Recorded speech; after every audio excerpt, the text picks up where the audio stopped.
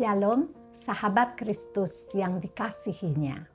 Nafas merupakan simbol kehidupan fisik manusia. Dan Tuhan sediakan oksigen dengan cuma-cuma agar manusia dapat bernafas. Pada saat COVID-19, banyak orang berebut untuk mendapatkan oksigen supaya pasien-pasien COVID dapat bertahan hidup. Bahkan yang sehat pun ikut menyimpan tabung berisi oksigen untuk berjaga-jaga jika sakit COVID. Tetapi di sisi lain, manusia lupa hidup dan mati manusia bergantung pada Tuhan.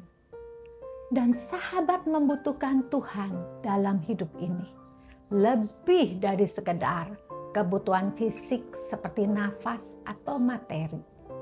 Sahabat membutuhkan dan bergantung pada Tuhan, bukan hanya untuk bernafas, tetapi seluruh aspek kehidupan sahabat membutuhkan Tuhan. Setelah tabut perjanjian dibawa masuk ke Yerusalem, Daud menyuruh Asaf dan saudara-saudaranya untuk menaikkan pujian syukur kepada Tuhan. Dan dalam pujiannya, umat punya motivasi yang kuat untuk proaktif dalam menjalin relasi, hubungan dengan Tuhan yang hidup. Dan sangat berbeda dengan ilah-ilah lain yang tak berdaya. Karena umat diingatkan telah mengalami semua perbuatan-perbuatan baik dan mukjizat-mukjizat Tuhan, serta keputusan-keputusan Tuhan yang mendatangkan kebaikan, kemenangan bagi umat Israel menghadapi bangsa-bangsa lain.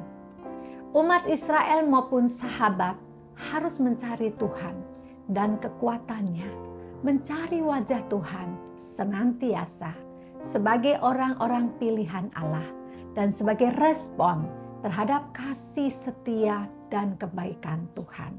Dengan bersyukur, memuji Tuhan, bersukacita, menceritakan kepada orang lain agar mereka mengenal keagungan, kesemarakan Tuhan, serta kekuatan dan sukacita dari Tuhan yang tidak dapat diberikan para ilah-ilah lain.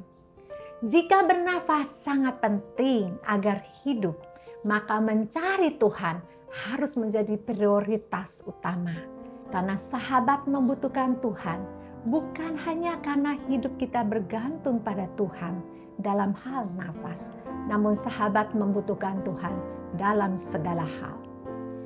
Namun orang percaya punya banyak alasan, antara lain terlalu sibuk dengan pekerjaan, pulang kerja sudah capek dan lelah, kesuksesan materi, kemajuan teknologi telah memberikan kenyamanan dan kemudahan, kebahagiaan instan sehingga perhatiannya beralih pada dunia dan tidak perlu mencari Tuhan dan kehendak-Nya.